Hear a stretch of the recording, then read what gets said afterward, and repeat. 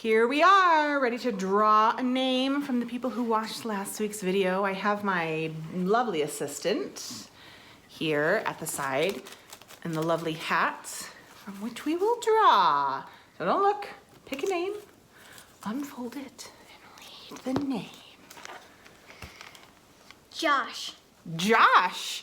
All right, Josh, you will be getting some ice cream sort of gift card sent out to you this week. And if you wish that your name was drawn, make sure you enter in the comments. You can't comment on the YouTube video, I realize. I did tell people last week to comment on the YouTube video, but the comments are turned off on kids' videos. That's a YouTube thing. So comment on the Facebook version, put your name in the comments, and we will have a drawing next week for all the people, all the kids of junior church age who watched this video to receive a prize. And also I mentioned in the video that it would just be open for one day, and it's obviously been more than one day. I decided to keep it open for the whole week. So we'll be doing that from now on, just for the whole week. Any kids that watch the video, comment with your name and you'll be entered to win a prize. Where's Daddy? Hey kids, welcome back to junior church. Are you ready to hear the next part of the story we started last week? We were talking about a little boy and a group of people who lived in a country almost on the exact other side of the world from where we live here in Santa Fe, New Mexico. We were talking about the Isnog people who live in the Philippines. I didn't bring my globe down here with me today, but I showed you where the Philippines are on a globe last week, and probably you already knew where it was. But it was just a reminder of where they live. And the Isnog people had an interesting custom we talked about, how they would decide how a child was ready for school, or if a child was ready for school. Do you remember they had to take their left arm, reach it over their head, and be able to touch their ear? My ear is hiding under my hair. There it is. They had to be able to touch their ear over their head with their left arm. And we stopped our story last week trying to discover if Leonardo, or Nard as his friends called him, would be able to reach his arm over his head and touch his opposite ear and be ready for school. Does anybody remember why he was so interested in going to school? Anybody remember? Anybody in the audience back there remember? I see that hand. Zachary's behind over there. He knows the answer, but I'm going to tell you it's because he had to do a lot of chores, and the best way to get out of doing so many chores was to go to school in his case. So he wanted to go to school.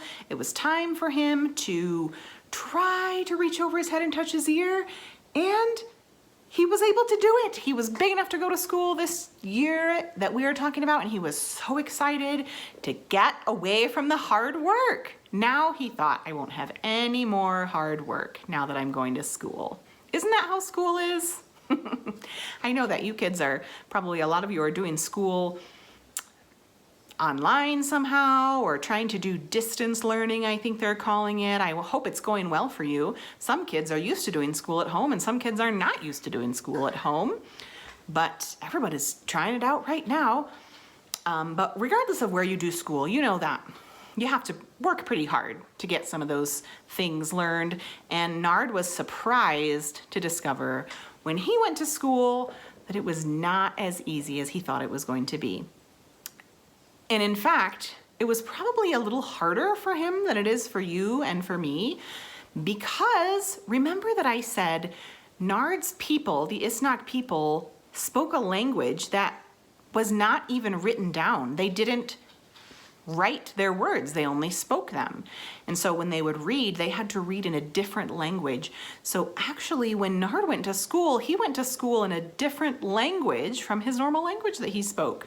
I know some kids who do school in a different language from what they usually speak, and I imagine it's really hard for them. And Nard discovered it was very hard for him.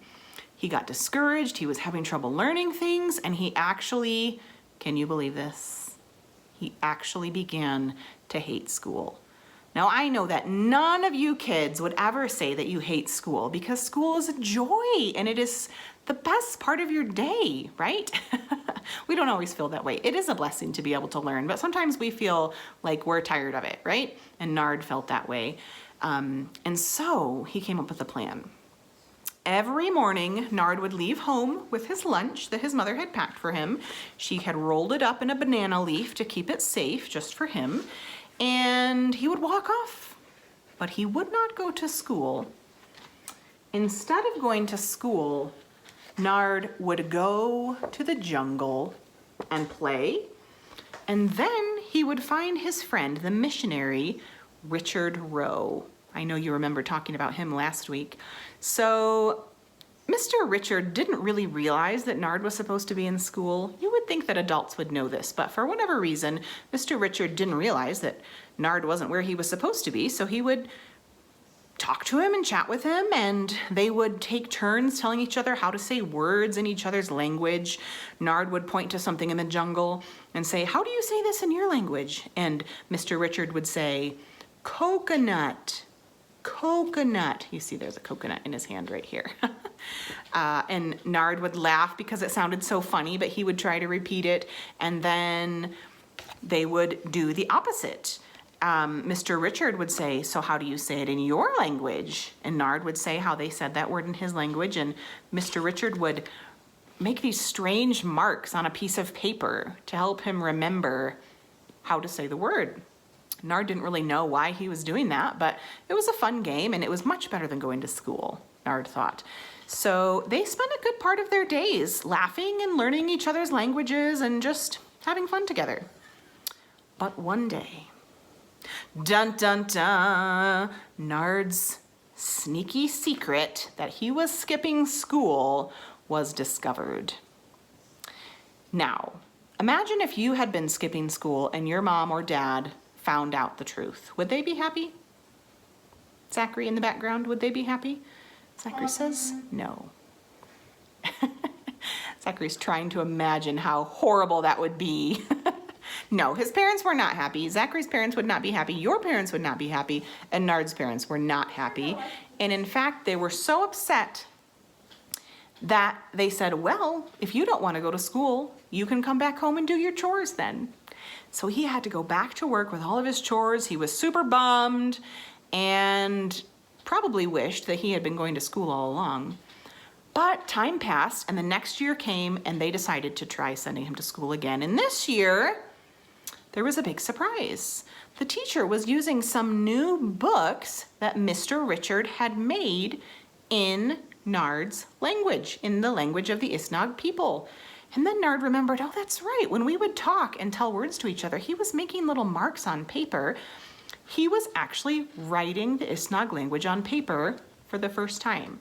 Remember that these people didn't really write their language down, so somebody had to come up with a way to write it down. And so that is what Mr. Richard had been doing that whole time. Of course, it was helpful for Mr. Richard to write books for the school so that they could have a little bit easier time in their school, learning in their own languages. But that was not the only main reason that Mr. Richard had come to live in Nard's village. God had a special job for Mr. Richard, and he began writing the New Testament. This is the second part or big section of the Bible. There's two sections, of course you know that, the Old Testament and the New Testament. And Mr. Richard started writing down the New Testament in the language of the Isnog people. Richard worked in his tiny hut to translate the book of Mark first. Now, if you know the books of the New Testament, you know that that's not the one that comes first, but this is the one that Mr. Richard started translating first. He thought, the people need to be able to read God's word in their own language. Of course, we know that some of them could read and write in other languages, but it's not the same as reading it in your own native language. And so Richard thought they will be able to know God better if they have a Bible to study for themselves, if they're able to read the Bible in their very own language and have their own copy. Of course, this was a job that would take a long time.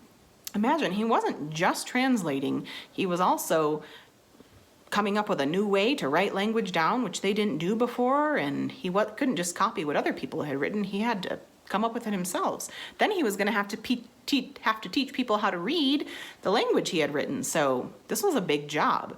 Every word had to be just right. He couldn't just, oh, that'll be fine, that's good enough, I'll put some close to it. No, he had to carefully translate exactly what the Bible said so that the Isnog people could know God's wonderful message for them. Would the Isnog people be able to get the Bible in their own language? We'll come back in just a minute and hear the next part of this story. First, we're going to review the books of the Old Testament and the New Testament, and we have some special guests, very professional, very high level of skill singers here to help us as we review those books.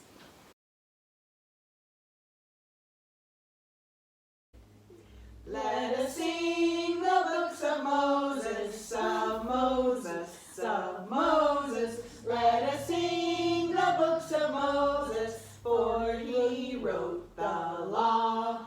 First Genesis, second Exodus, third Leviticus, fourth Numbers, and the fifth is Deuteronomy, the last of them all.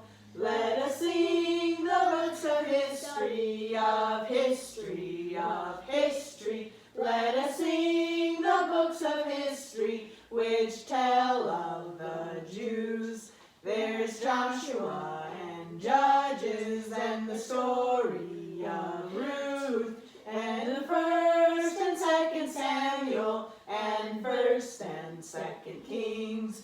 Then first and second Chronicles, which give us the records. Then Ezra, Nehemiah, and Esther the queen. Let us sing the books of poetry, of poetry, of poetry. Let us sing the books of poetry, the songs the Jews sang.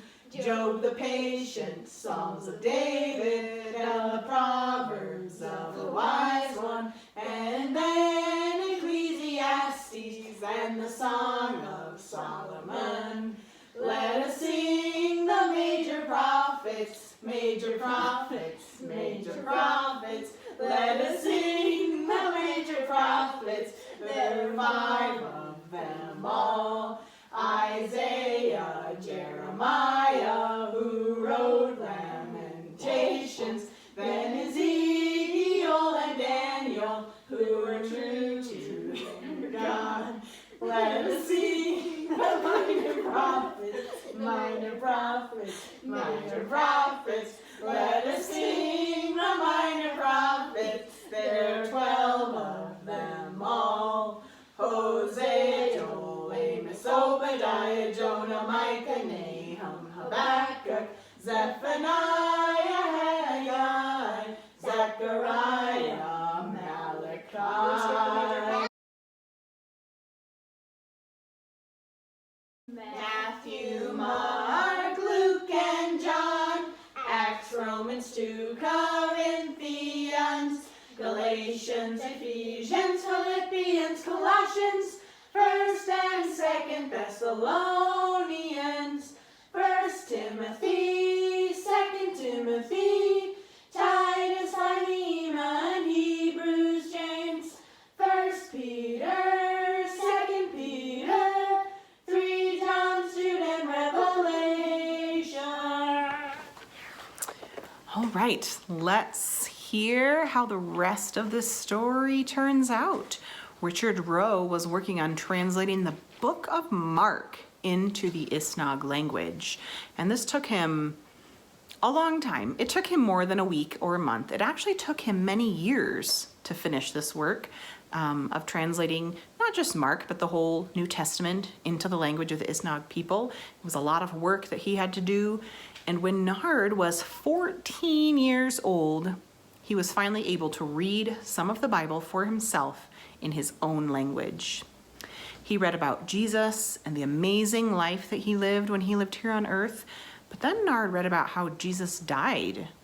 And he got very angry when he read the way that he was treated by the soldiers and that he was nailed on a cross. And he died there, and Nard just couldn't take it. He shook his fist at God and he says, "How could you let these cruel people do this to your son?" Then, softly, kind of like the breezes blowing in the jungles at night, Nard felt God's answer in his heart. "I did it for you." He finally understood through reading the Bible and the Holy Spirit convicting his heart how much God loved him. God loved Nard, even though he had done wrong things. Right there in the jungle, God changed his heart and he believed in Jesus to save him from his sin. He prayed, "Thank you so much for dying for me. Please save me from my sin. Please forgive me for the wrong things that I've done. Please be my Savior." As Nard kept reading in the Bible, he saw that Jesus did die, but then he came back to life. And Nard prayed again and he said, "Wow, God, I realize that you're powerful and good and loving. You're not like the evil spirits that our people have worshiped for many years. We don't have to be afraid of you. You're good and strong." Nard said, "I'm just an ordinary boy, but how do you want to use me, God? What do you want me to do? Is there something that I can do to help other people learn about you? I'll do whatever you say." Nard stayed there in the jungle listening and waiting for a response, and he didn't really hear anything right away. He didn't know what God wanted him to do. Do you think you know what God wanted Nard to do? What do you think it would be? I see a hand back there in the background. Somebody has an idea. What do you think God wanted Nard to do? Translate the Bible. Work on translating the Bible? Okay, maybe there's an idea. Mr. Richard, of course, when he heard that Nard had prayed to believe in Jesus, he was so happy. He had been praying for Nard to be saved for a long time, and he was so pleased that God had answered his prayer and that Nard had said yes to Jesus. Then the missionary had a surprise for Nard. "How would you like to fly in an airplane with me?" he asked Nard. The Isnog people, of course you know that they lived in the Philippines. I went and found my globe so I could show you. On this globe, these are the Philippine Islands. Where'd they go? These pink ones. Right here, these are the Philippine Islands. And the Isnog people lived on this top island, Luzon, it's called. It's this top pink one up here. And Mr. Richard Rowe was asking Nard, "Would you like to fly to Mindanao with me?" That's this one down here, all the way on the bottom. Now, that doesn't look like very far. That's not even as long as my finger. But of course, you know that in real life, that's a very long journey, especially for someone who had never left his little island that he lived on. And Mr. Richard Rowe was asking Nard, "Would you like to fly on an airplane with me to Mindanao and go to high school?" Oh my goodness, this was something very abnormal and special for the Isnog people. Most of them didn't go to any school past elementary school, if they could even go to elementary school. And so this was a very exciting opportunity. "High school? Do you really mean it, Richard?" Nard said. "I would love to." But then he remembered, I don't have any money to pay for school, and it's very expensive, and it's also 900 miles away from where I live. That's a pretty long trip. "Money's not a problem," said Richard. "God has provided for you to go to high school if you will go." Nard's eyes opened wide and he said, "Wow, God is so great. Yes, I will go to school. That's amazing that God has made this opportunity for me." One day as the Isnog people were working there, they heard a loud noise, and high in the sky was a large metal bird flying through the air. Of course, we know what that was. It was an airplane. You can kind of see it in this half of the picture, an airplane. It landed on a little landing strip that they had made in the jungle, rolled a short distance and stopped, and then a door opened and a man stepped out. "This is an airplane! Wow!" Nard exclaimed. The people hadn't really seen an airplane before, so they didn't even know what to expect, and they were seeing an airplane up close for the first time. "Yes," replied Richard, "this is the airplane, and it will carry you and me to Mindanao. Sometimes it will come and bring medicine to your village. And I pray that one day it will carry something even better." Can you guess what that was that Mr. Richard was hoping that the airplane would carry to their village one day? Think about what you think it might be, and next week we'll come back and hear the conclusion of this story. I hope you kids have a great week. I have somebody staring at me from right behind the phone that I'm recording this on. I hope you have a good week. Please feel free to write in the comments any thoughts that you have. Don't forget to check in by putting your name in the comments to be entered to win a prize. This is open to any children of junior church age who watch the video. You don't have to be from Santa Fe Baptist Church. It would be great if our kids from Santa Fe Baptist Church do watch this video and put your name in the comments, but any children can enter to win a prize. And I hope you have a great week. I hope school is going well for you. I hope you don't feel quite like Nard and you don't feel that you hate school and you want to run away and skip school. Hope it's going better for you than that. But keep working hard because it's worth it, even if it is tricky. Review those books of the Bible that we were working on, and we'll come back next week to find out what happens with Nard and Mr. Richard. It's time